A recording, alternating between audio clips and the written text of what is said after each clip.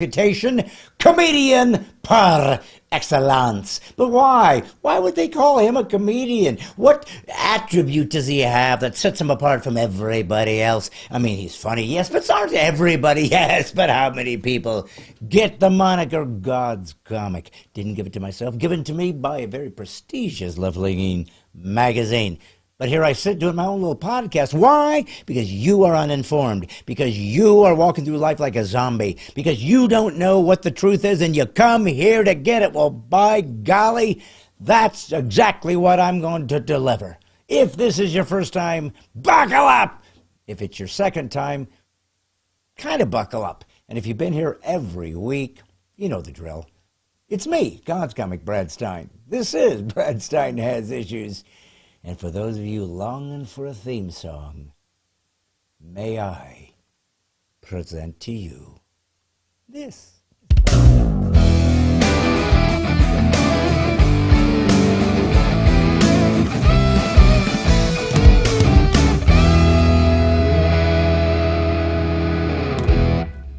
Said, hey, hey, hey, it is me, God's comic Brad Stine. This is Brad Stine Has Issues. So do I. And it's where comedy, conservatism, and Christianity collide in a cacophony of clarity. This is my voice, the other voice you haven't heard yet, but it's coming from this side of the camera.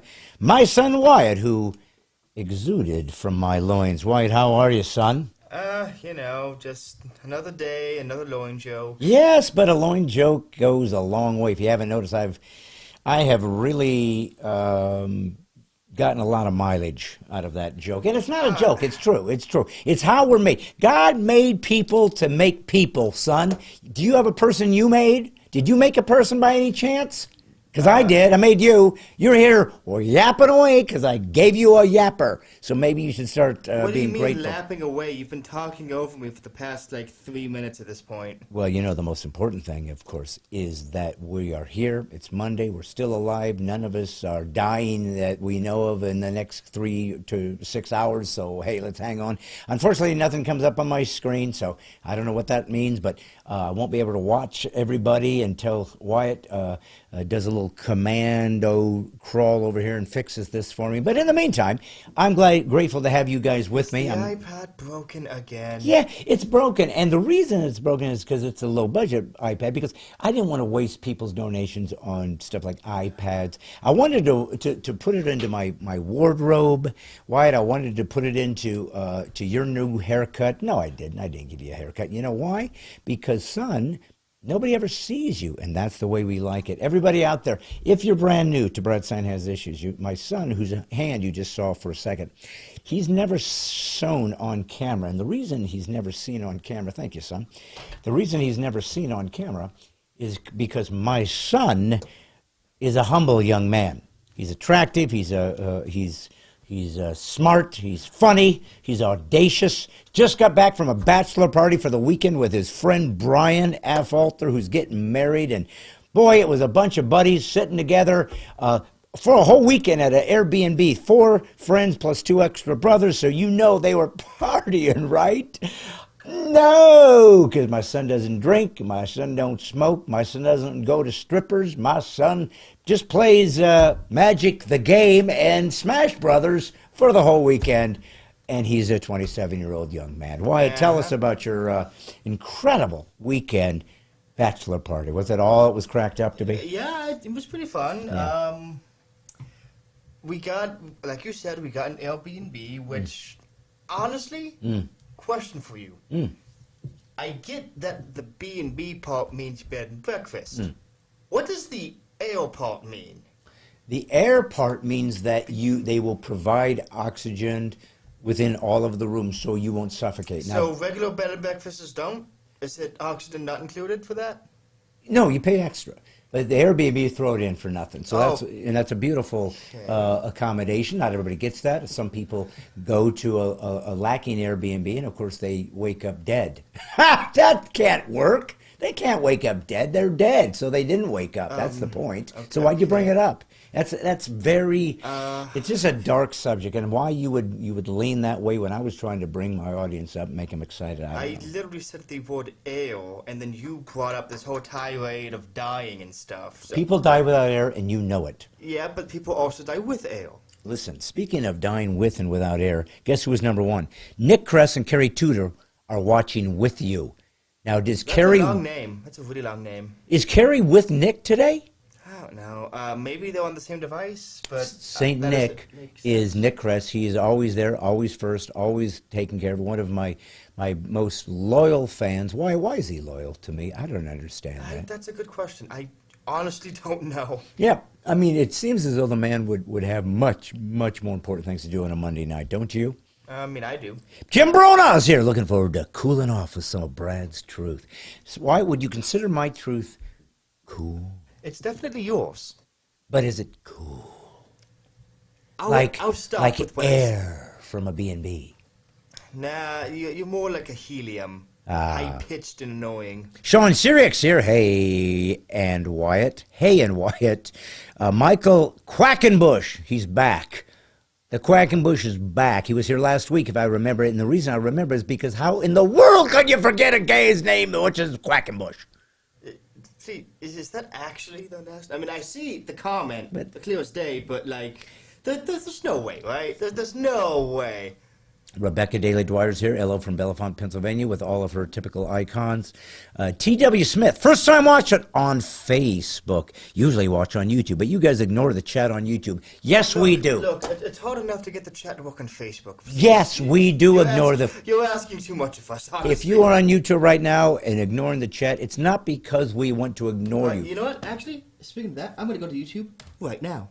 Let me guess, you forgot to launch us on No, YouTube? no. You can go on? See, the reason I never did it is I'm not allowed to switch. Wyatt won't let me switch. Well, I the begged reason- him. well- Every time we finish an episode, he says, son, please let me go talk to the YouTubers. He said, who cares about the YouTubers? Well, apparently, the YouTubers, because there's no one here. See, the one guy that was there left and he joined us. No, we used to get tens I and know. tens of viewers. Well, I'm glad you're here, TW. Plenty flowers. Hi, Brad. Carrie Tudor. I have issues. Got major headache. May fall asleep. Wanted to see you all. How are you going to fall asleep if you get a major headache? So that seems a dichotomy. Not really. I've had major headaches before, and sleeping's the only thing that gets rid of them. You know, Mike DeSantos from Florida, he even said hi. Plenty Flowers said hi to Wyatt. She's kind of hitting on you, son. Sean Syriac. Hey, Brad and Wyatt. James Voigt. Speak truth. Danny Herring's here. You know where Danny's from, right? The northern area. That's Canada. the great Northwest. And we always have to keep it down when we talk about Danny because Trudeau is searching for her. But she will answer back with her very own bolt of lightning. She has 4 ARs she carries with her at all times, son. Plus a ankle snub nose. Let's see. That Clara Beatty. Hey, Brad and White. brilliant. Guy Kimball's here. Forrest Beatty bothered to show up this week. Brad. Why, who's got the best name in the world, Tom? I'd say Force Bainey. Of course. But then again, Michael Quackenbush is up for the running, is he not? definitely up there now. Look what he said. Everyone knows there's heard of at least one Quackenbush. Well, can you argue with that? I'm going to have to fact check that one. Sarah Adams, hello there. How are you doing today? And how's your day going? Like your post, and I'd like for you to send me a crest. You know who Sarah is, right, Wyatt? Oh, sorry, I'm just checking YouTube again and seeing that there was, again... She's a no bot. video. Oh, It's really? a fako. It's a Yeah, fake? she's trying to get people. Do you know what this means? It means that we are being stalked by sexual predators, It son. means that we're popular enough for people to have bots here. Hee-hee. We are moving up in the streaming world. Garrett Croft, love your humor, love for Jesus. Thank you so much. John P. Lyons, good evening, neighbor. Greetings from beautiful Bourbon, Indiana. How about that, son? Bourbon, Indiana. Well, listen, folks, I wanted to bring up the fact that my son went to hang with his friend who's getting married soon, and I thought it was a wonderful thing. But what was killing me is that these boys grew up together. They had a band together. and they were kids, maybe 9 or 10 when they started. They wrote original songs. 4 boys, 9 and 10-year-olds, wrote original songs. They'd go into battle of the bands. My son plays drums, and they had a bass, guitar, and vocalist. Brian was a vocalist, the guy who's getting married that he just went to. But they're nerds. They are full-blown astronomical nerds. And the reason I say that is that doesn't bother me, because nerds rule the world. Matter of fact, nerds are becoming oligarchs. Nerds are becoming totalitarians. They're becoming evil like a Bill Gates. Has all the money in the world, became a nerd, and said, let's see if I can just take over the world and cancel the sun.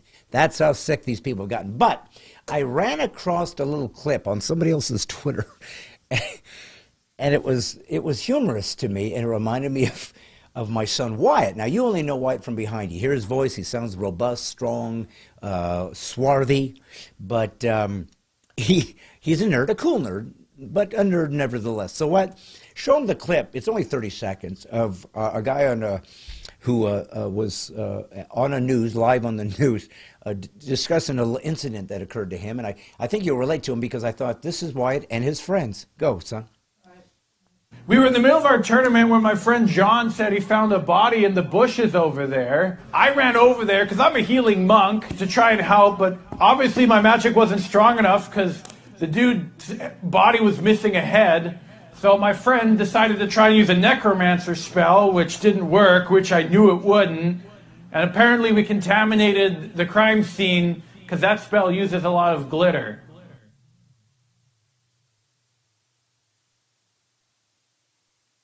I want to start by saying that he does not speak for us nerds. Oh, my God.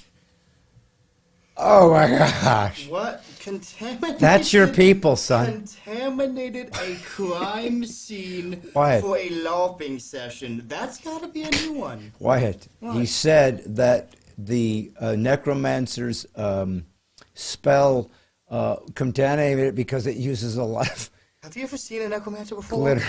Like, come on. I don't think I have seen a necromancer. It's like they radiate stuff. Necromancer is bringing back the dead. Yeah, and how do you think you do it? You embarrass them with glitter so much they can't stand in the ground. Oh, that's a good They gotta point. be up. That's nice. I didn't think of it like that. Well, anyways, Also, what was any of that? but doesn't that? Was that on the news? Don't- Was that on the news? It was on the news. But But don't you find that to be just wondrous? That's your people. That's your. no, they're not. It is. I want to make it on record right now. Those are not my people. I have no affiliation with them. I do not know. Do not tell me that I know them. I don't. I swear. No. Just no. Anyways, no. that's yours. You guys are nerds, and it killed me. And the reason I say that is because Wyatt and I have, he's my son, and we've, known each other for quite some time. How long have we known? When did we first meet? Wyatt, do you remember? Would you be upset if I said no? You don't remember? Okay, I wouldn't be upset. Matter of fact, I just feel like it's something I should know, You were an infant at the time. You were essentially, if you think about this, a baby for the first 6 months is a functioning comatose biology. Wow, spoken like a true wordsmith. Better than a necromancer and glitter. Okay, ruling- that has nothing to do with grammar or spelling or tripping over your words. That's just idiocy. But here's what I wanted to say. We always have fun together, me and my son. We joke with each other, as you can see. What we do here on camera, and well, Wyatt's not because he's scared, but for those of us who are on camera and we talk, this is our natural fun that we have together as a father and son. I didn't think when my son was growing up he would be funny because he was quiet and he was a great drummer, but he was quiet, kind of a nerd, liked to read his books, especially Ripley's Believe It or Not editions of all the crazy stuff, which was totally my kind of stuff. Hey, all right.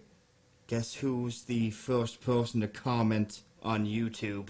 Who? Robert Miller.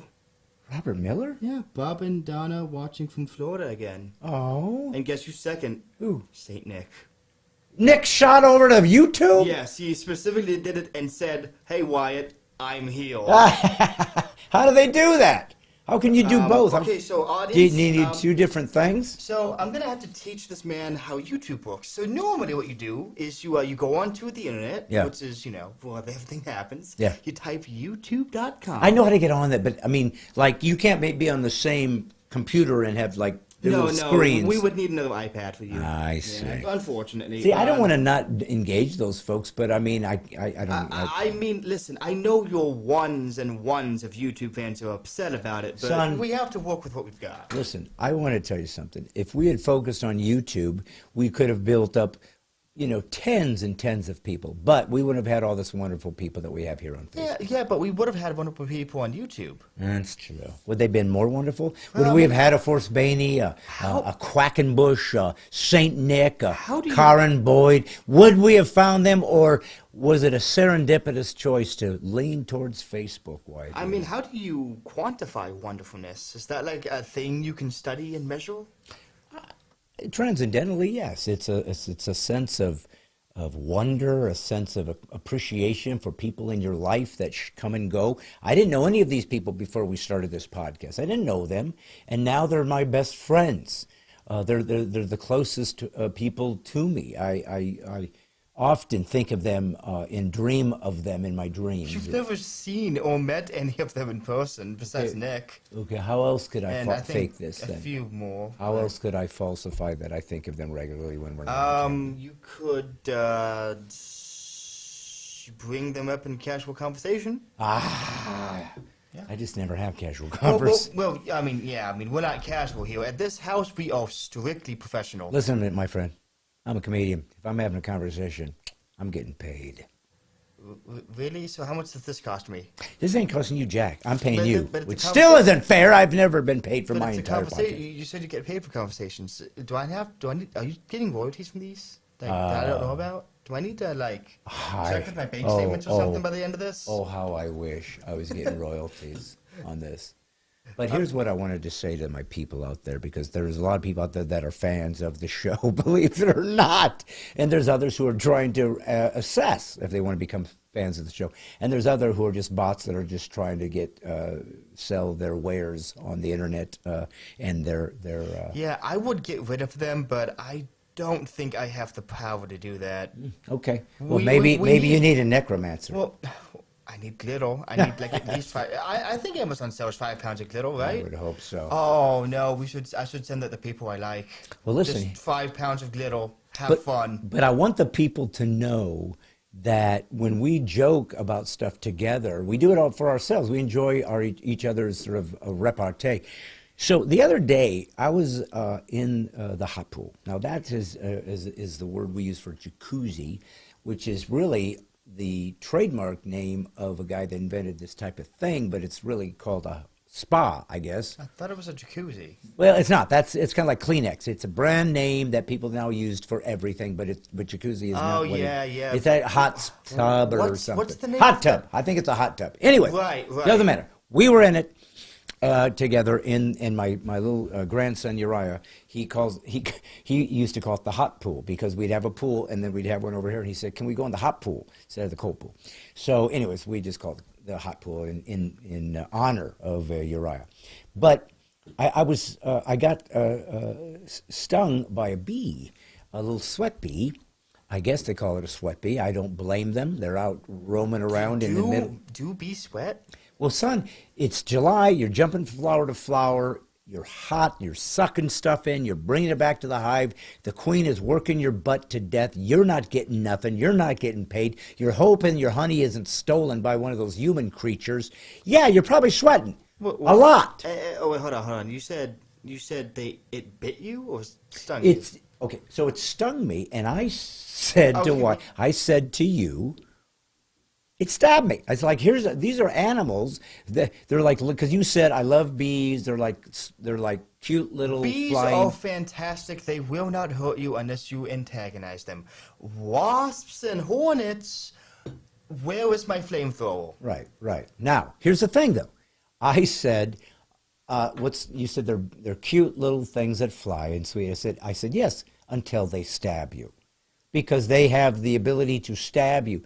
And you said something that I found to be quite fascinating and allowed us to elicit a conversation, because this is how your brain thinks. You told me you don't think it could be a stab. It must be a poke. Well, yeah, I mean, there is a difference. Like, So here's what he said, folks. He said that if a bee stings you, it can be a poke or a prod, but it can't be a stab, because to stab means you must...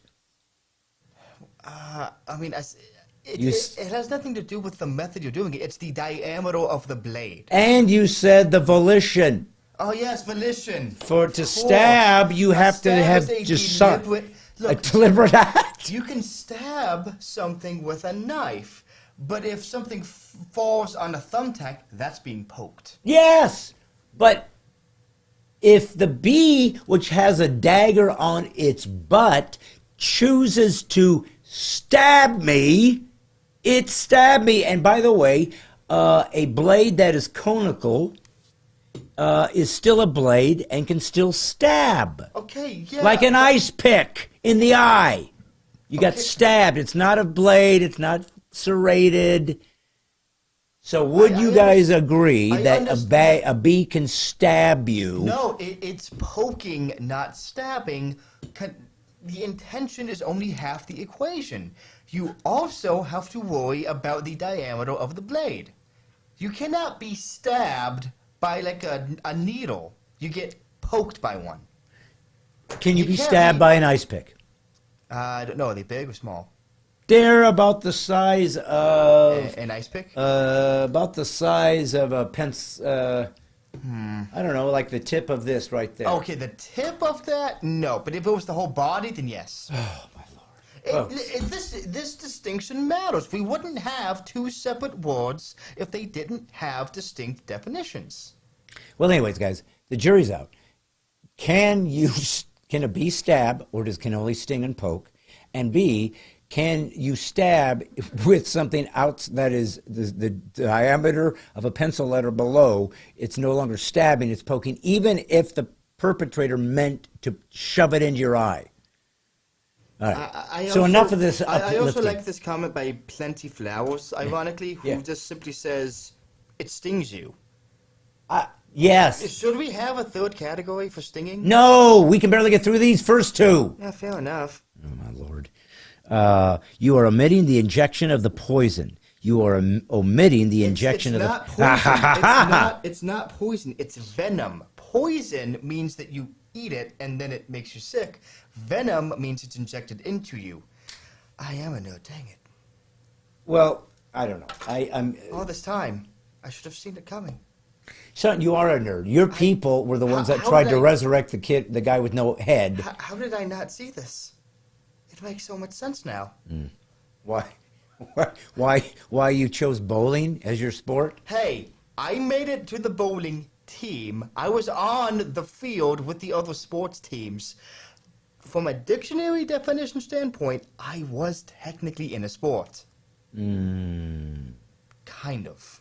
I think it's only a sport if it uses a ball that is usable outside of... No.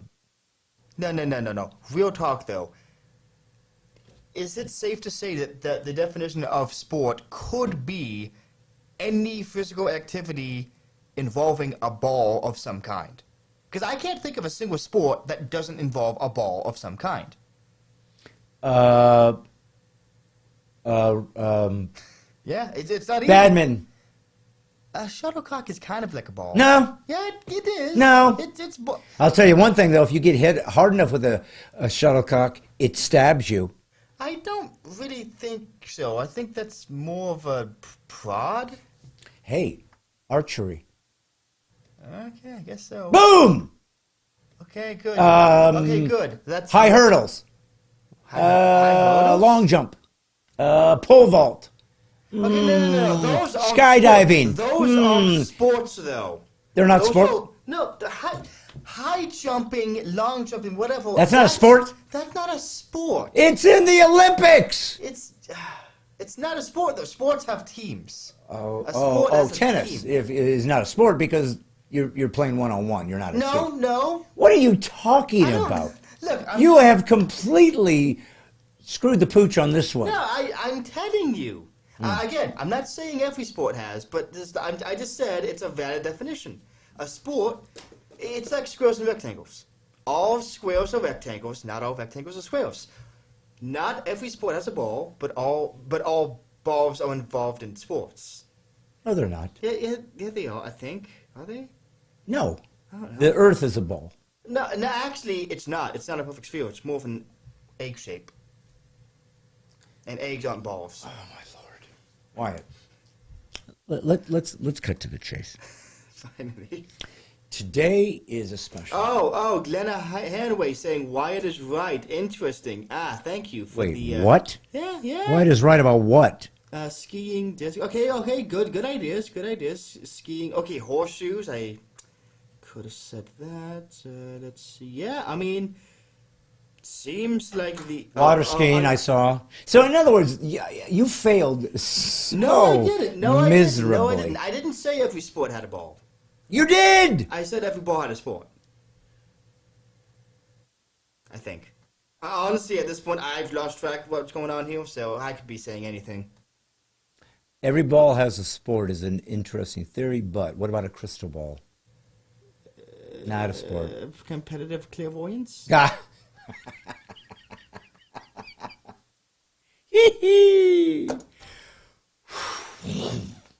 Touche, son. That made me laugh. Competitive clairvoyance. Oh, you stabbed me with that one, son. Well done. Well played. I have my moments. You do have your moments, your nerd moments nonetheless. Well, listen, I got to tell you something. We got a special announcement to make today. A couple special announcements. One of them is, I want this off my shoulder. That's just one of them. Have you tried going wireless? Oh, my Lord, Wyatt. I'm just saying. Oh, and I did it backwards again. I don't care. I got to figure this out. I don't want it to hear. It's my ADHD, my obsessive compulsive. It's like haunting me. Just tape it to your back or something. I don't know. Lord. Okay. Well, anyways, here's what I was going to say. We have a special guest tonight. It's an extra special guest because someone who's involved in the game, and it is a big fat game known as politics. Now, I brought this, interviewed this guest. I'd met them at an event that I was speaking at, performing at in Oklahoma. And he was such an interesting character that I said, we need to talk.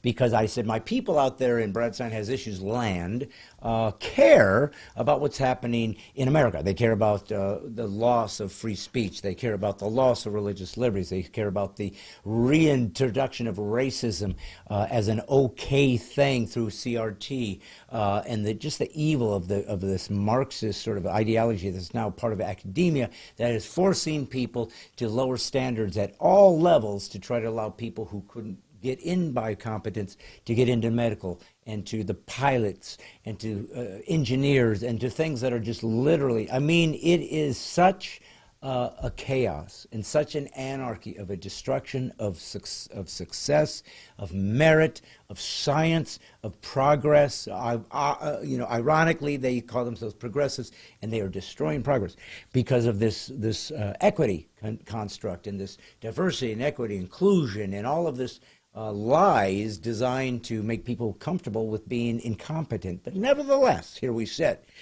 But they want to know what to do, and that's what I wanted to do for them, was say, well, how about if we find a way that we can come together as groups, we can laugh, we can try to find some continuity and something that we can all, as a community, fight for together with some real action steps, but also just remain free until we either win it back or we lose everything, but we went down swinging. So that being said, I'm going to bring our guest up here in just a little bit. You're going to enjoy it. He's a state senator from Oklahoma. His name is Warren Hamilton, and a very interesting guy. And I just wanted you guys to get more behind the scenes of people who are really at it, but he's real conservative, true Christian.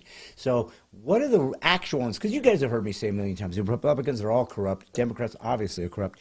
And the truth is, there is a handful that aren't. There is. They're just hard to find, and when we need them, we don't know where they are. But this gentleman is, and so you're going to enjoy this conversation with him. It's a shorter interview than I normally do for you guys, so you might get out here a little bit earlier, or White and I will just get rambling on until you want to hang yourself. But here's the thing. I've got a show coming out in November. Now, it's in Nashville, so if you don't live in Nashville, I would recommend you get your hotel reservations now. It's going to be at the Fisher Center, which is at Belmont Campus University. 1,700 seats. We're trying to sell every one of them. And I am doing the Spirit of America show with my good friend, opera star of around the world, Jonathan Chiliafata. He is a opera singer who moved from Italy. We've had him as a guest here. To the United States, became a citizen of the United States because he wanted to come to a place where freedom was respected and honored and appreciated. We're also going to have the very well-known within the Christian community, Gary Chapman, will also be singing and being part of this show.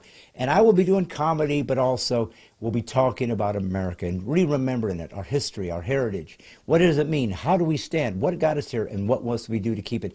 Or how easily can we lose all of this? And it's all done with music and opera and singing and comedy and just some wonderful, it's theatrical, and it's going to be in these, maybe in different performance art centers, but it's going to be coming up here in November. And I want you guys to be able to come see it. So we're going to have it on my website, bradstine.com. We're also going to have it on my Facebook page.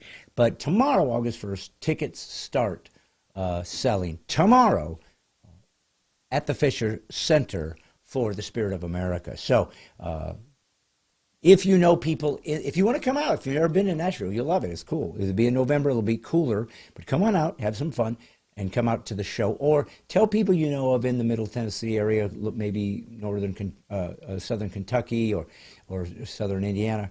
Have them come out. They're going to love the show. So this is the Spirit of America. Excuse me. I'll be talking more about it as days go by, and we get more closer to the actual date in November. But here's the other thing.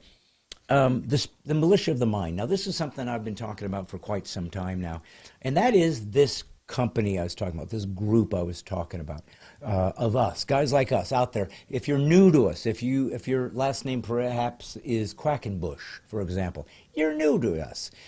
We know that because your name stands out.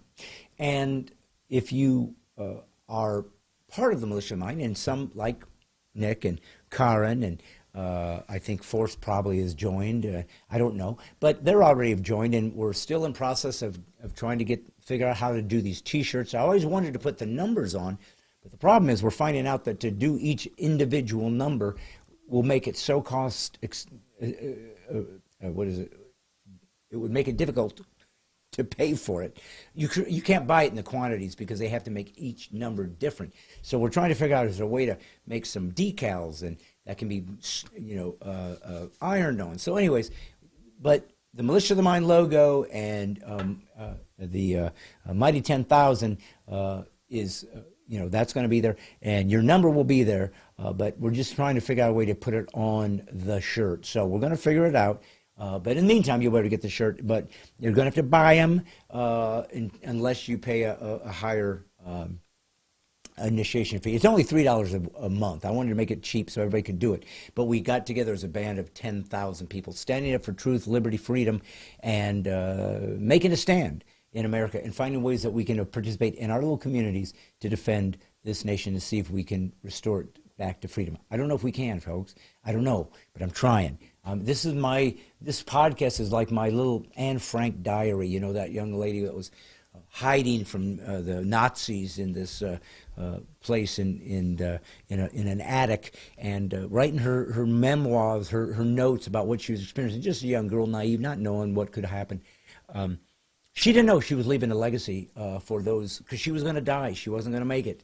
And she was leaving a story. This is what I did, and it helped and inspired many, many people since then. Well, this is kind of my Anne Frank diary. If I don't make it to the end, if I don't see the conservative values restored to America, our religious heritage honored again, if I don't see our votes counted again, and that we truly are a republic where the people rule, and we can vote out the incompetence like the guy we have now, who's completely, utterly, and absolutely corrupt. Can't vote him out because the people in power don't care. They want to control. That's where we're at, and it's just true. It's not to make a statement. It's not even to be fencing with you. It's just the lay of the land.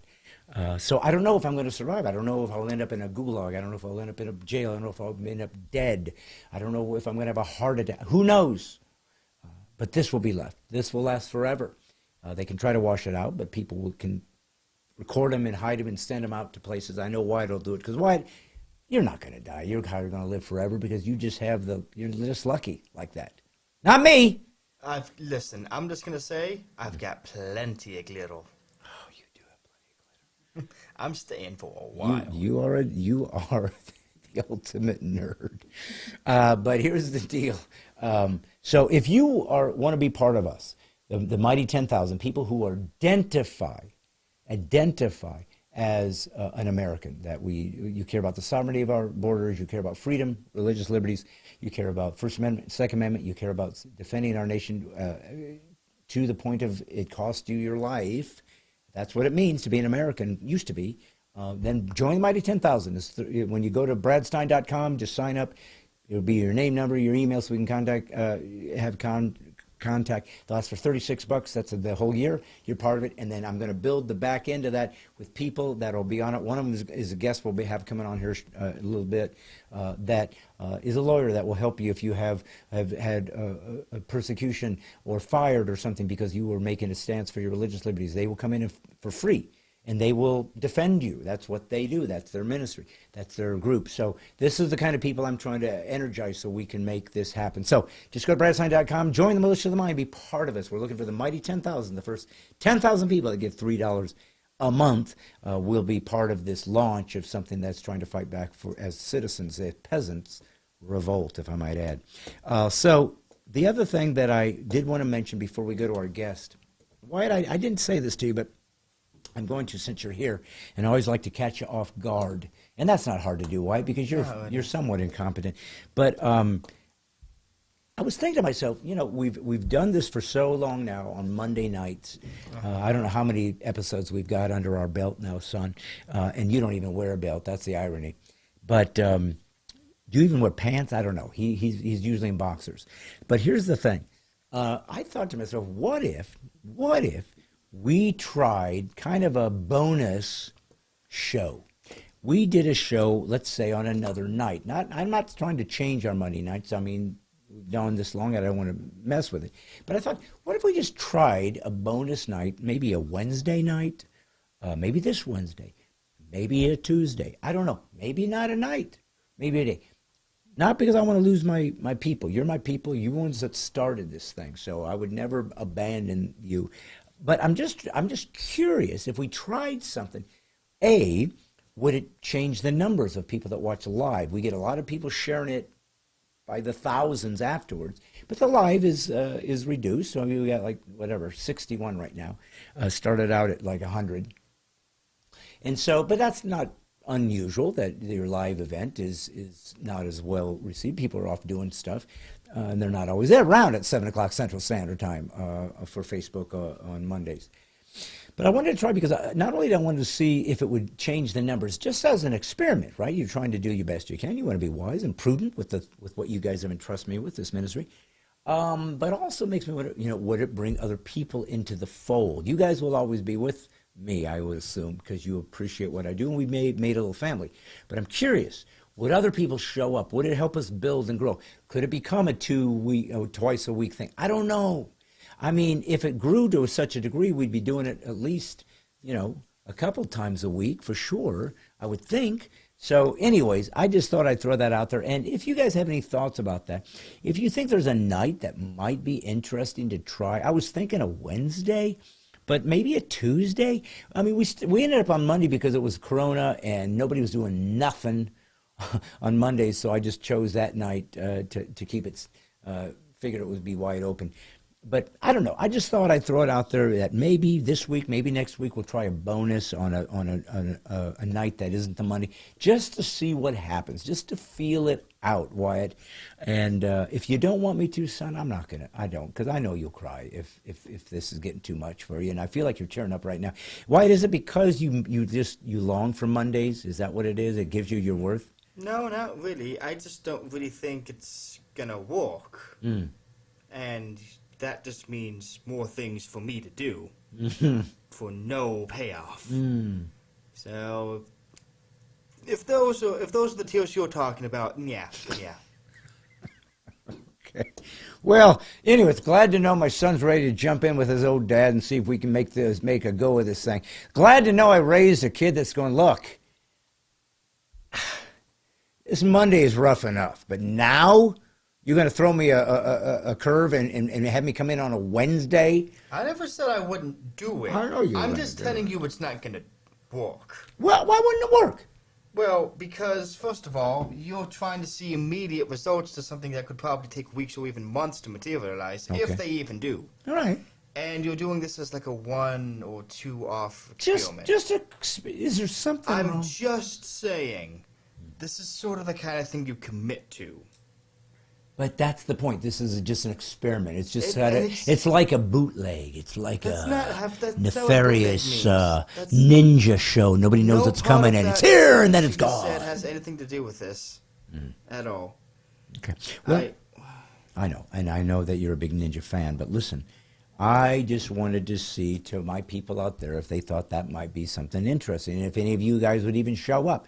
I just wanted to try, and just for the heck of it. And if it crashes and burns, so be it. If it happens to blow up, so be it. If it just stays the same, so be it. Hopefully you guys would jump on too, and we have all kinds of new people. Maybe not. But what's the harm in it, Wyatt? You act like I'm telling you that you were stabbed by a bee. It's not that complicated. Yeah, I was poked. Well, speaking of poked, there is a guy out in Oklahoma who is a state senator. He's not a U.S. senator. He's a state senator for Oklahoma. This guy is rough and tumble. This guy was in the military hardcore. I think it was Special Forces. I don't remember now, but definitely big deal.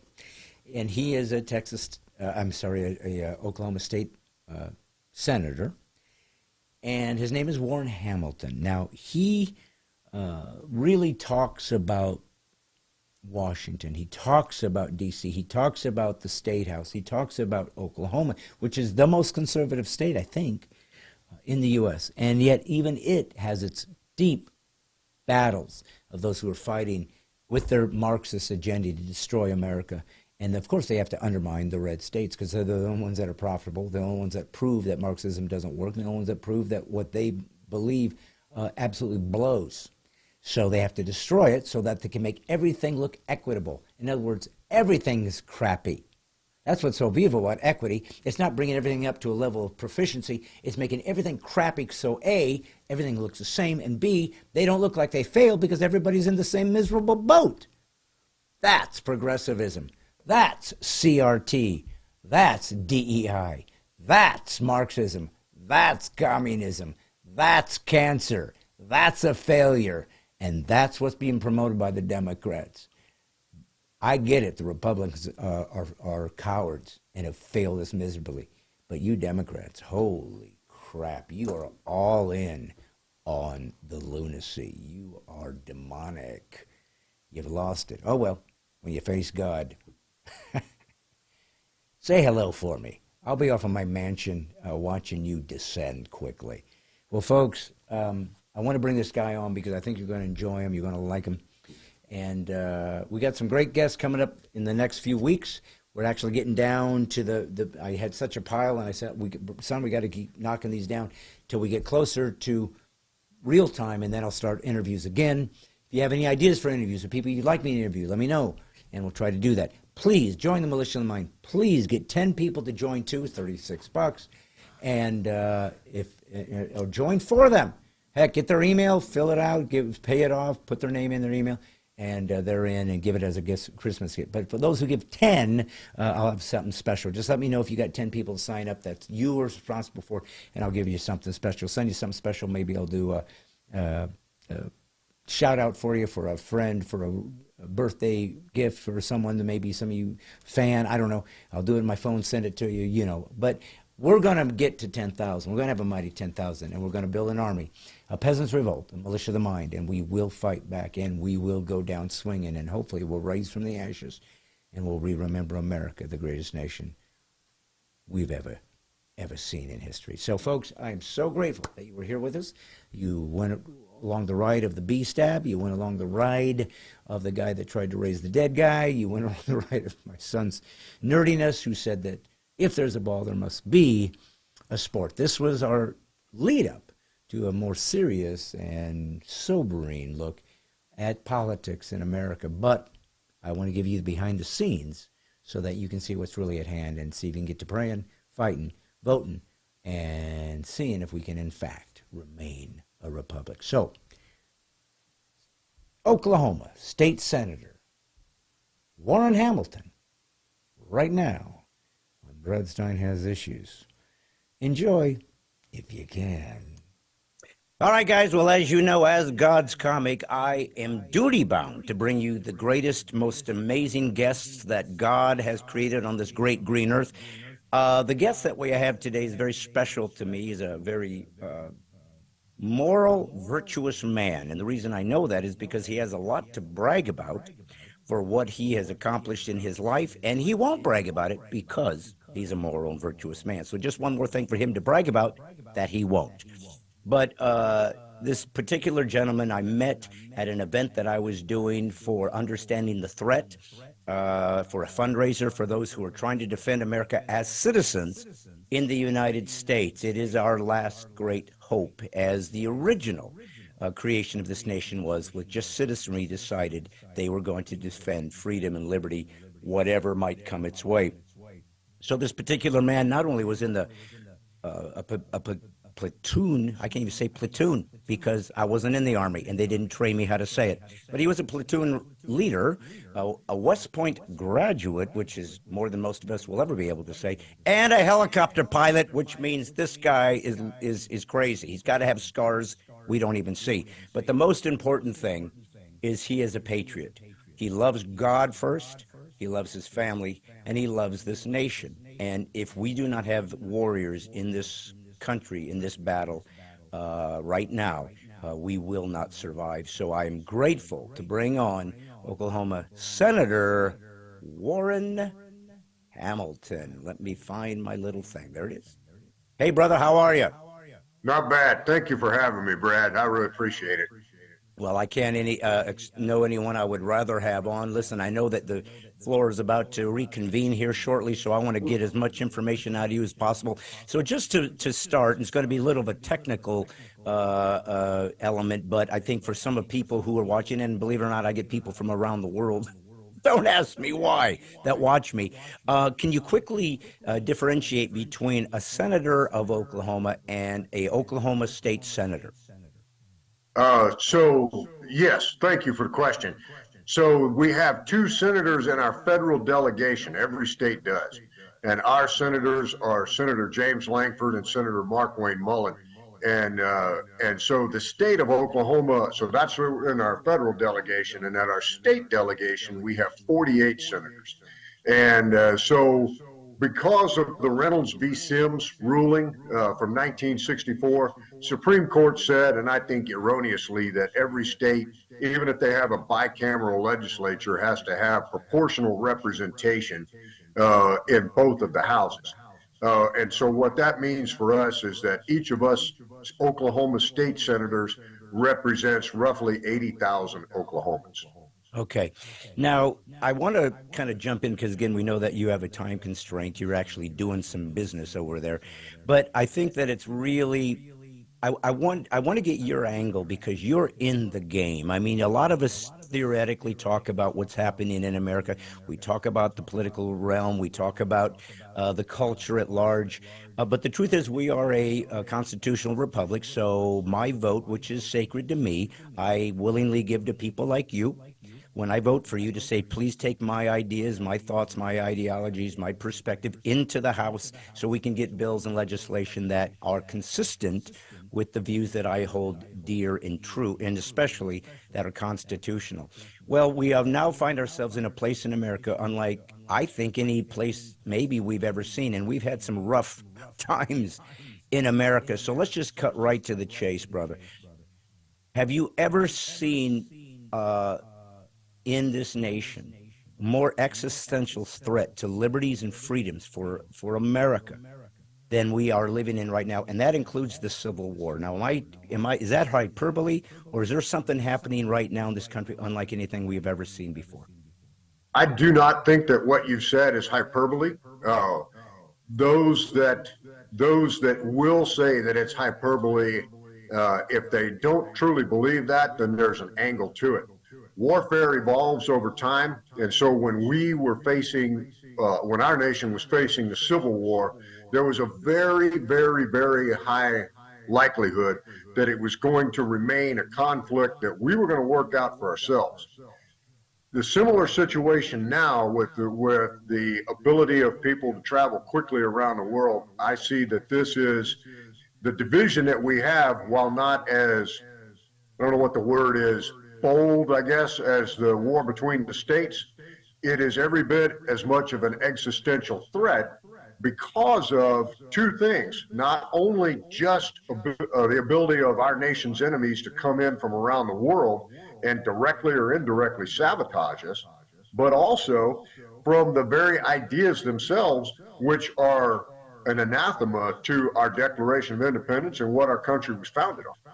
Right. For example, you see the Tennessee's being blown up right now about this whole deal about them banning drag queens.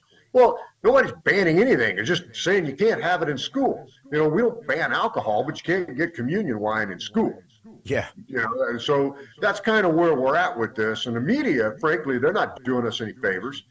Everything that they present in a negative light that has to do with the cause of righteousness. And then I would be remiss, and forgive me for you asked me what time it was, and I'm building you a watch. But what we got here also going on is that people are disengaged. Yeah. And people have been, so you've got people, the reason that we are where we are is because we're not being vigilant. So people like you and me are, we do things like understanding a threat. Why? Because we understand God's word, which says that you're supposed to be sober and be vigilant, because your enemy, like the devil, walks around like a hungry lion seeking whom he might devour. So that's true. And President Reagan said the price of freedom is eternal vigilance. Benjamin Franklin said, I've given you a republic if you can keep it. Okay, well, if we can keep it, that word has connotations in so many biblical. Keep doesn't mean hoard like Gollum. It means you've got to take care of, you've got to guard, you've got to protect, and so on and so forth. And so many of us have been guilty of being asleep at the switch and being focused on the latest episode of Yellowstone or what have you, that we're not interested in our government. We think we say things like, oh, it's just the school board, oh, it's just the city council. Well, all of these elections have consequences, and all of them are worth participating in. I'll give you an example. Here we had an election for a county clerk in Oklahoma County. This happened on Tuesday, April the 4th. There were roughly 45,000 people that showed up to vote out of a county that has a population of somewhere between 650 and 800,000 people just in the county. Okay.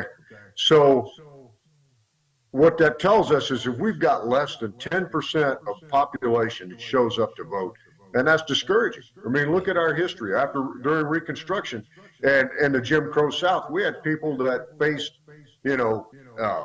sanctions, persecution, and even death because they had the audacity to go and exercise their right to vote. And here we esteem it so lightly. Right. I mean, and of course that's true. That's what I mean by the idea of the citizenry. Like I said, I think what I'm seeing out in the marketplace, because I travel around myself. Well, I met you in Oklahoma and had the privilege of getting to know you a bit and what you were all about, and that you were a like-minded warrior and what we see and what's happening. But we have to come together. You know, it's funny because for all the years that I've done comedy as a conservative and as a Christian and as a patriot, I would flippantly utilize this idea that, hey, but don't worry, we got the Second Amendment, and we'd all laugh. That's right, we got our guns, we'll show them.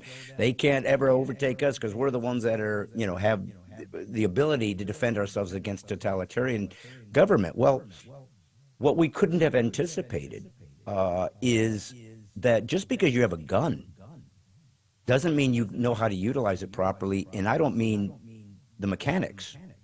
I mean, if you can't mobilize, if you can't have the general over here directing things and saying, here's your territory, and here's what you're going to watch, and here's where the medic's going to be, and here's where we're going to find our... If you don't actually have a militia that has the ability to utilize its forces properly... By the way, I'm not trying to form a militia or a civil war. I'm just letting you know that the theory of the Second Amendment won't work if you're unable to have a cohesive unit, and you would know this better than anybody, you went to West Point, that can actually function properly. So it isn't that easy. We're watching our rights being stolen right now. Nobody's grabbing guns and defending ourselves. It wouldn't be appropriate anyways, but nevertheless, we wouldn't know how to do that. If they can shut down your bank account just by pushing a button, what are you gonna? Who are you gonna shoot? Right. If China can buy up your farmland and the government allows it to take place so that they can control your ability to eat in your own country, who are you going to shoot?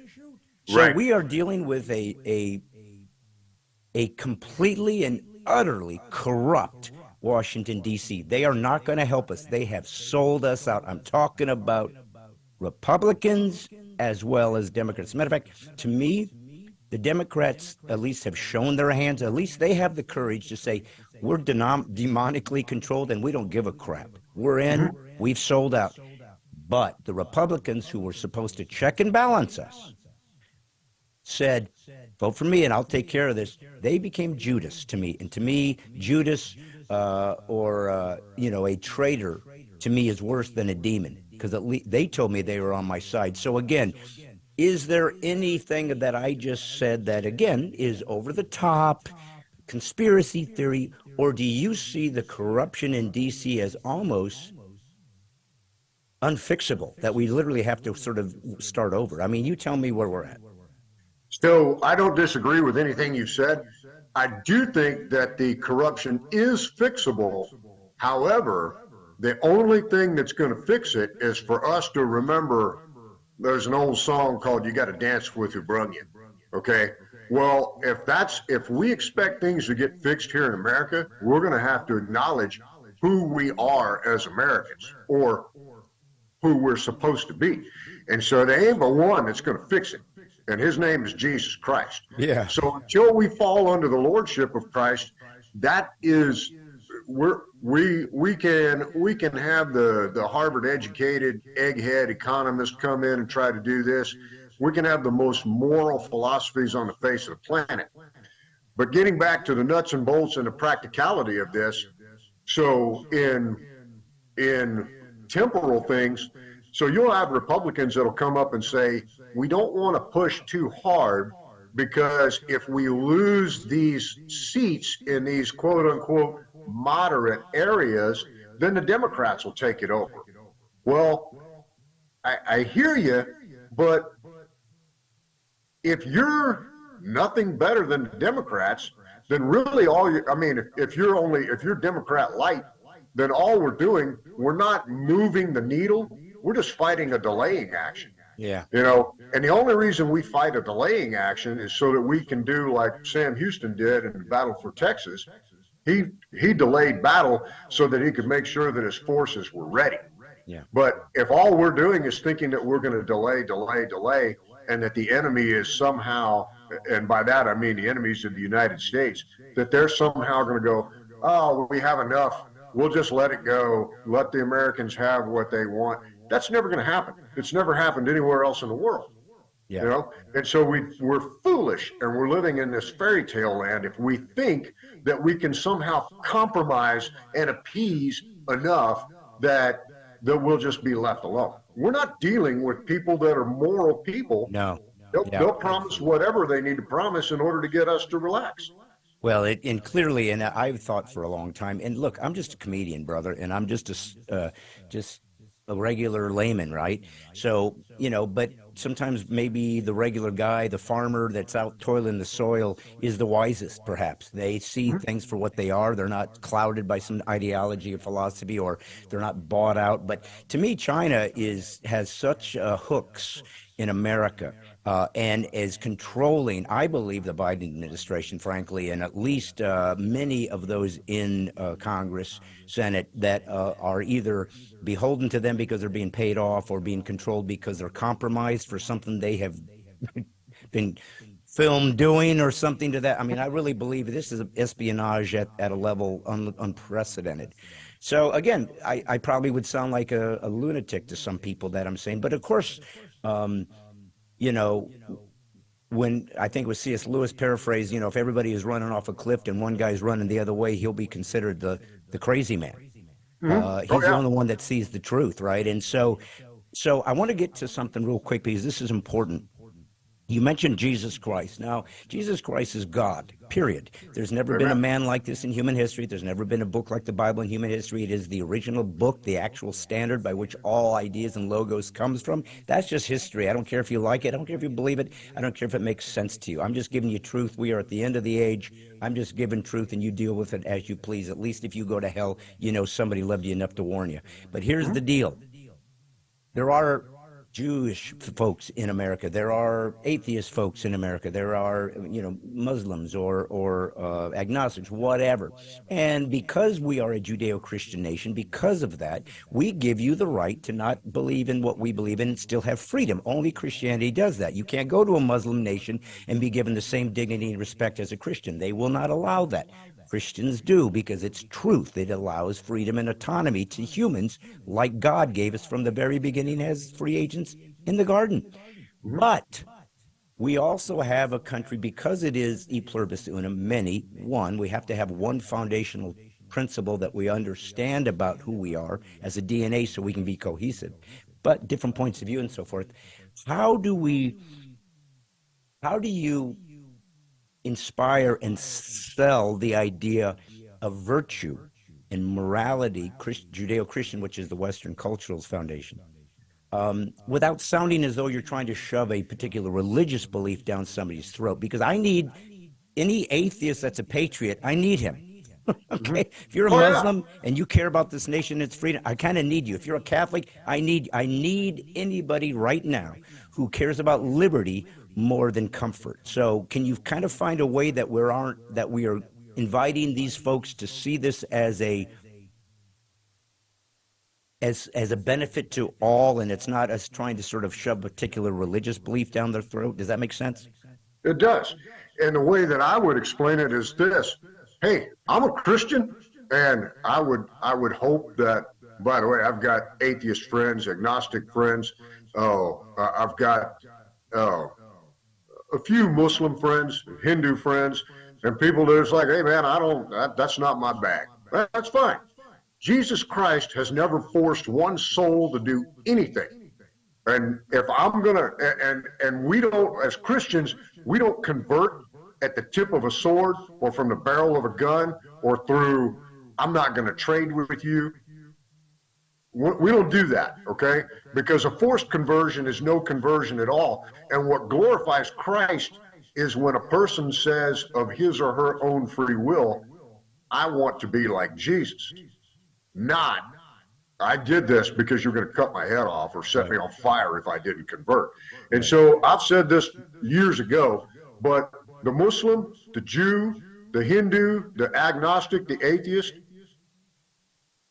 I'm the best friend you've got as a fundamentalist, Bible-believing Christian. I'm not going to force anything on you. I am going to tell you that without Christ, there's a binary choice when you die. You're only going to one of two places. And without Jesus, you don't want to go there, okay?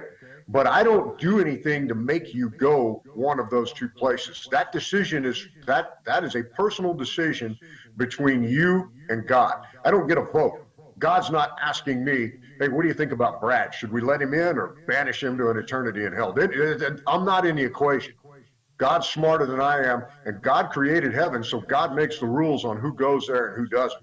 Now, in between now and then, allow me to treat you with respect. I'd appreciate the same reciprocity, and let's live together.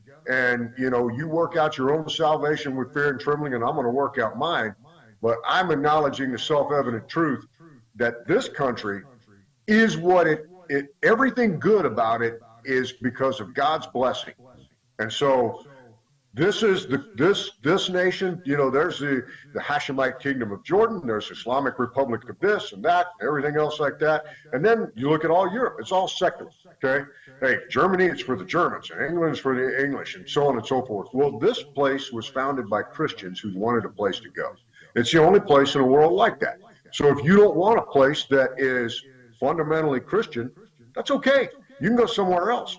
And if you want to live in this place and you don't want to be fundamentally Christian, that's also okay too, because we don't force people to do stuff as Christians. I mean, well, we force you to leave us alone, but right. I'm not going to make you go to church. You know, right. We'll do that. But I guess and of course I agree with everything you said, but I think what I'm trying to navigate is, so how do I compel a fellow, I should say this. I, about a year ago, began to differentiate between a citizen of the United States and an American. Now, that used to be coalesced. The moment that you became a citizen, you were an American, and in theory, you are. But I realize now that it really is more than that. It's an ideology, because to be a citizen means that you get to reap the benefits of this nation. You get to reap the benefits of those who died for this freedom. You get to reap the benefits of a free market. You get to reap the benefits of a protection by the federal government against those who would try to destroy or steal your freedoms. I mean, you get to reap the benefits of not having somebody shoot you in the head because of the way you believe in worship. You get all those benefits. But an American has to love America. Doesn't mean you worship it. I worship Christ, but Amen. I am grateful for freedom, and only this nation gave it. If people don't risk their lives to get into this nation because it's worse than the one they're leaving, it's because it's the best nation in human history. It's why it's why China so desperately is trying to destroy it. If we cease to exist, there will be no freedom left on earth ever. Ever, because they ain't going back. You give right. power. You give power to a tyrant. He's never giving it back without a fight, ever. So that's where we sit today. No. So tell me about. Man, we're running out of time because I know you got to go. One thing I need to talk about your expertise. I'm very concerned about the wokies. The CRT, the EID in the military. It's destroying our military. It's unbelievable. I think Milley is a fraud and a traitor. Now, I just said that on camera about, you know, a very large, powerful man in our military. But what I saw him do during the Trump administration calling China, to me, was beyond belief. So how do we fix the military? I think even the vaccines that they forced on the military men and those who refused it was them weeding out those who had said, no, I defend the Constitution, not your mandates. So they were trying to find who would be good soldiers that would do exactly what they're told, including firing upon fellow citizens, in our case, Americans, as opposed to citizenry. Again, a lot of convoluted elements to that question, but there's so much to unpack. Help us about where our military is at, and is it fixable? I think it is. And the reason I think so is because we fail to acknowledge that in the West, our thinking is very compartmentalized and very linear. And so our enemy is Eastern, it's China, okay? Well, one of the things about warfare is deception. And we use this too, but we don't use it to quite the degree that we're not as expert in it as we could be. And what I mean by that, sometimes if we want to get, let's say our intel guys are working in Iraqi or somebody in Afghanistan. So if we got somebody that is absolutely believes in what the Americans are doing, well, that's good. That's basically the home run. But another home run, and sometimes it's like, hey, we're going to blackmail you if you don't do what we want, and so those people will do stuff too. And then the other kind that we work is you've got somebody that actually thinks that they're doing great things for their own country, but and because we've convinced them that they are, but they're actually not. They're doing great things for us. Okay. And so China has become a master of doing that to us. I recently read a book called Unrestricted Warfare. It was written by two People's Liberation Army colonels. It was published in 1999. And so they talk about military, trans-military, and non-military operations. Now, in 2023, the trans-military thing has taken on a whole new meaning. But what the Chinese meant was that there's some overlap between military. We would call that probably military operations other than war. And then the non-military operations would be kind of the economic sanctions, the finding bank accounts of the bin Laden, allies and squashing those things and so on and so forth, manipulation of the media, propaganda. So all of those things have happened with China. If we would wake up and understand that the things that are going on with the military, hey, you present this vaccine mandate in a cloak of it's good for discipline, it's good for uniformity, and so on and so forth. Okay, discipline and uniformity, those things are absolutely essential to the military. But what's also absolutely essential to the military is that you're not putting things into your soldiers, your sailors, your airmen, and your Marines that are hurting them. So if I'm diminishing, if you as my commander make me ingest something that is going to reduce my effectiveness as a soldier, you're not doing us anything that's going to increase our military effectiveness at all. And then you look at the recruiting ads that we have, and you look at the recruiting ads that the Chinese have and the Russians have. I mean, we're focused on the wrong things. The military is there for one reason. It's there to fight wars. It's not a social justice organization. And the long and short of it is, it used to be the last meritocracy on the face of the planet. And my time in the military was this. Whatever you believe, whoever you pray to, that's all great. All we're worried about is, can you do your job? Okay. If you can do your job and you're short, you're ugly, you're the wrong sex, whatever it is, cool. We want you if you can do your job. If you can't do your job, it doesn't matter if you look like a Ken doll or a supermodel or whatever. We don't want you. It doesn't matter. It's strictly on competence. And until we can understand that we have one color, well, we may have three colors in the military, and that's red, white, and blue. But that's what we are. Every one of us should be red, white, and blue, and we don't need to worry about all these extraneous things that by accentuating them, all we're doing is dividing ourselves. We're just driving a wedge between us. I learned that in my time in the military that, hey, we all come from different places. We got different backgrounds. We got different beliefs. But one of the things that we all have in common, guys are not signing up for a 6-year hitch in the Marine Corps and going to Iraq 3 or 4 times because they're looking for the college money. They're doing it because they love America. And by the way, the reason I bring that up, my last 4 years in the Army from 2001 until 2005, I was privileged to get to serve with Marine Light Attack Helicopter Squadron 367 as the exchange pilot from the Army to the Marine Corps.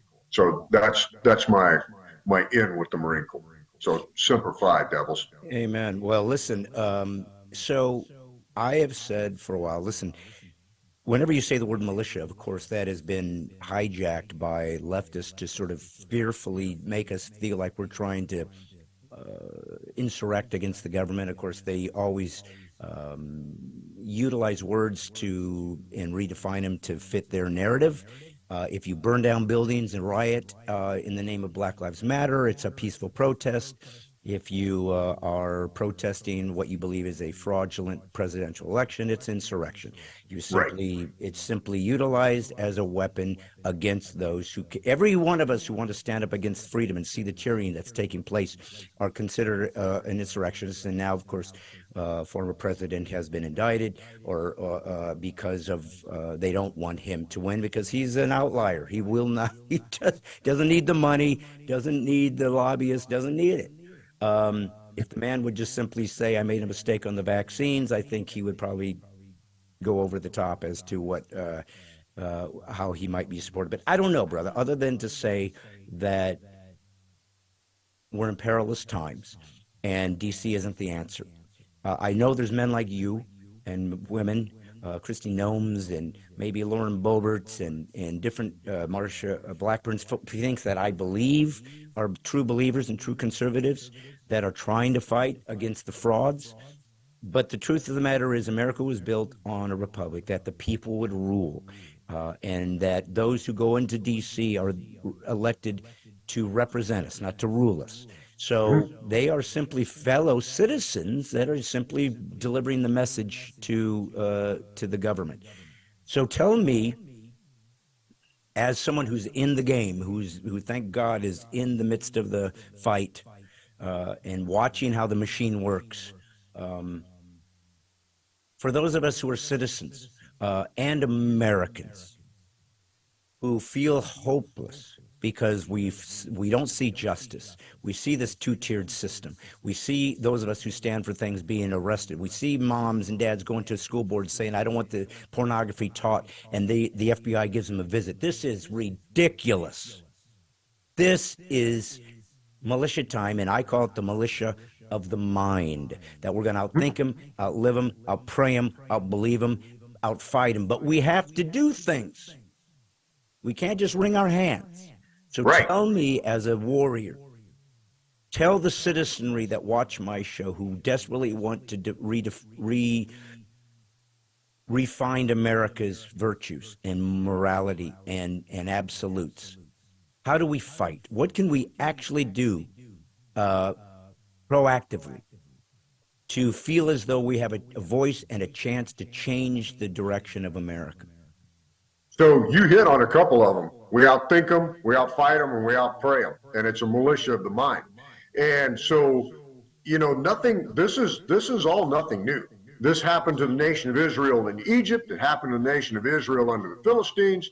And we've seen it here in our own nation and in many of our own lifetimes before my lifetime. But look at Dr. King and the Civil Rights Movement. Okay? What happened? We had a bunch of people that said, hey, what's going on here is not right, okay? I'm a citizen. I've done my bit for God, family, and country. I put on a uniform, and to tell me to get to the back of the bus, that's not going to cut it. To tell me that I can't eat in this restaurant because I've got melanin in my skin, that's not going to cut it, okay? And so we've got to have the same level of conviction. One thing we also have to have is the same level of grace, okay? And so you look at what happened with all of those people, not all of them, but the overwhelming majority, okay? So the example that they followed was from Booker T. Washington, who was absolutely long-suffering, patient, et cetera, et cetera. And then when Dr. King and his, I don't know what to call it, followers, movement, et cetera, he wrote in a letter from a Birmingham jail, hey, we tried to be nice and you wouldn't listen to us. So, and I'm paraphrasing here, Dr. King says it much more eloquently, we made a stink. And because we made a stink, now you're finally giving us the time of day. Since you're giving us the time of day, now what we want to do is figure out how we can come to a solution where everybody's happy and, most importantly, justice is served. And that's what we're doing here. And if we can come out and say, you know, time out. We're not banning, you call it gender affirming care for minors. There's no reason on God's green earth why a 16-year-old that doesn't have anything wrong with her breast needs to have a double mastectomy. No. There's no reason why we need to be giving puberty blockers to a 7-year-old unless they've got precocious puberty or something like that. We need to stop. And stop the insanity. There's really no reason you even do this kind of stuff if you're an adult. But where are we at here? We're castrating 7-year-olds and we're doing double mastectomies on kids that are not yet even old enough to get a driver's license. No, and the See, thing we got to is, slow our roll, and we got to understand that what we're doing here is anybody looking from outside would say we have lost our ever-loving minds. Yeah. We've got the here in Oklahoma. One of the things we're dealing with is the porn, and it is porn in school libraries. In school libraries. Yeah. You know, so it's like, guys, there's so many other things out there that we need to be reading, so many things out there that we need to be thinking about. Look at what it says in Philippians chapter 4. Whatever things are good and noble and true and praiseworthy and of good report, and anything that's worth thinking about, think on these things. This is what we're supposed to be thinking about. Right. And we're thinking about all the wrong things and none of the right things. well, the one thing, though, that Martin Luther King did do is he found actual pragmatic ways to not only make his voice heard, but to make things change. Here in Nashville, they got the Woolworth Theater that I'm going to do a Spirit of America show in, but that was where a diner was that black Americans came and sat and said, we're sitting here because this is our country too, and we will not be pushed out. And it was made a lot of news. But they did something that cost them something, but it also cost the culture something, because they had to grapple with that now. They were it was only because the one good thing about media is it can also show the evil. When we in media in the 60s saw black Americans being hosed down by fire hoses and dogs being sent at them, Americans were going, what is this? And it shocked us out of our complacency. So what I'm trying to understand is, for example, you brought up the transgender. I believe part of the militia of the mind is there has to be a cost. There has to be a line in the sand that said, no more. You take a healthy 16-year-old and give her a mastectomy. We are going to make sure you lose your medical license and go to jail for mutilation. If we don't do that, it will not stay. You know why, brother? Because it's a multi-billion-dollar business, and they ain't going to give that up because there's too much money to be made in this mutilation of human beings in the name of affirming. It is demonic. I've never seen anything like it. It's the first time in human history that a one world government is not only feasible, but is on the way because of the World Economic Forum. This is as real and as existential as it gets, and it is a fight of the spiritual. It is lies against truth, and Christians and true Americans, we're the last truth tellers on earth. If we go down, nothing left. Well, I'll promise you this: I'm going down guns blazing, and I'm sure you are as well, brother. Thank you so much for being with me. Perhaps we can come on again another time when you have some time. Perhaps we'll find some specific topics we can talk about. But it's so important and encouraging not only to see actual senators who are in there fighting the good fight, but that can give us some sense of the lay of the land and a hope that we can fight. Anything last thing you want to leave to actual Americans out there watching this? I will say this. Number one, I'm not the only good guy that's out there. So don't draw that conclusion. There's a lot of us that are truly fighting the good fight. And I want to throw a bone to my good friend and our Oklahoma representative, Josh Burkeen. He is one of the originals that stood against the rubber stamping of the speaker. He's a great man, and he's fighting a good fight and trying to do all he can for us. And so I didn't leave anybody else out because, it's just time. And but he is, I know him personally, and he's the real deal. Yes. And would you say, if you got a second, we might as well throw it in there. Would you say anybody in the Senate, in general, Congress, that you know of, that you personally, because I trust you explicitly, you're a man of honor, and that's the one thing they can't steal from us if it's true. Who would you recommend that we can support, whether it be a presidential candidate, whether it be a senator, congressman, judiciary, anything that you know personally, you can trust this guy or gal is one of us? Do you have any? I don't want to put you on the spot, but boy, we could sure use to know who's really one of us. Right. So the only one that I know personally is Josh. Achilles said, "Hateful to me as the gates of Hades is that man who hides one thing in his heart and speaks another." And so if somebody as wise as Achilles could be deceived, then clearly somebody like me can also be easily deceived. And the same thing is true for all the rest of us. But I'll apply biblical wisdom to this. You'll know by their fruits. And so the fruits of an elected official is their vote. It's the things that they advocate for. It's where they spend their time, their treasure, and their talent. And if the things that they're spending it on are not what means the world to you, then you need to understand that and not give them a pass. Yeah. And the single most important element within the local governmental community that people are involved with that can be the most effective perhaps in trying to turn the tide here would be what, school boards or just sort of local mayors? I mean, what would be, and again, I'm kind of revisiting this, but you have a little bit more time than I realized, so I wanted to try to get as much info as I could. But again, I want the people to feel like, as a militia of the mind, I'm not here to make a podcast that we all agree with each other. We want marching orders. We want marching orders. Is there something that they can do? Yeah. Yes, sir. This one, and then I will have to blast off. Yeah. But you hit the nail on the head. Hey, every bit of it's important. Don't ever say, oh, it's just a school board. Oh, it's just a city council in my little town of 800 people or whatever. No, it's important. Every bit of it is. Every election has consequences, and if you're not, if you feel called to run for political office, you need to do that. And if you don't feel called to do that, then perhaps what you need to do is serve in your county party in some capacity. And then if you don't feel compelled to do that, then maybe what you need to think about doing is serving in government in some other capacity. For example, volunteer firefighter, reserve police officer, something along those lines. But there's a contribution. If you're not involved in it, there's a contribution that you need to be making. And maybe none of those things are your gig. Maybe what you need to be doing is the person that's interested in something, and you're researching it, and you're providing your elected officials with the information they need to make the most informed decision that's out there.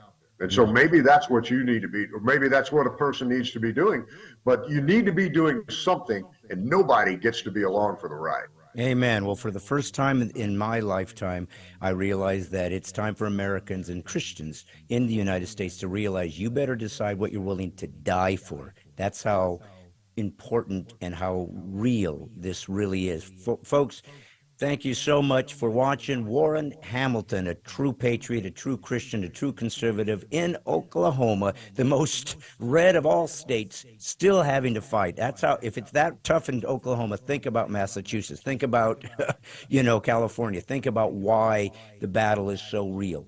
But here we sit. God wins every time. And no matter what happens, you're going to die anyways, folks.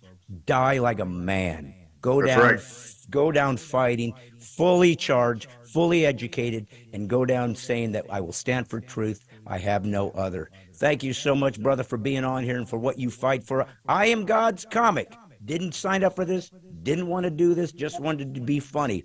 But there was so much more at stake. So keep in mind, political correctness or cultural Marxism is evil, and it needs to be destroyed. So PC-free is liberty. And remember, on God's comic, Brad Stine has issues.